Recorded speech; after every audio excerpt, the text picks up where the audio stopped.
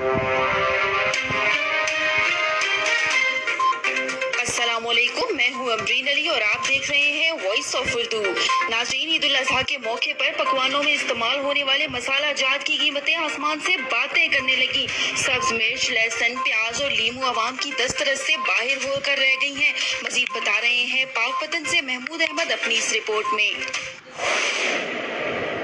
मुल्क भर की तरह पाकपतन में ईद कुर्बान के मौका पर चटपटे पकवानों में इस्तेमाल होने वाली हरी मिर्च, धनिया, पुदीना, प्याज और लीमू की कीमतों को जैसे कि पर ही लग गए हैं।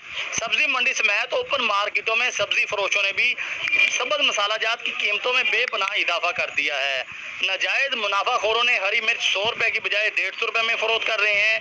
प्याज 35 की बजाय 50 रुपए किलो, अदरक 380 की बजाय 450 रुपए में, लीमू 100 रुपए से बढ़ाकर 250 रुपए में फरोख्त हो रहा है। इस खुद साख्ता महंगाई ने अवाम की कुव्वत खरीद को शदीद मुतासर कर दिया है।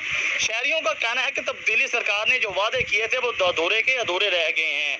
कीमतों को कंट्रोल करें ताकि अवाम को हकीकी मानों में रिलीफ मिल सके। Mahmood Ahmed, voice of Urdu, Pakpattan. मजीद खबरों के लिए विजिट करें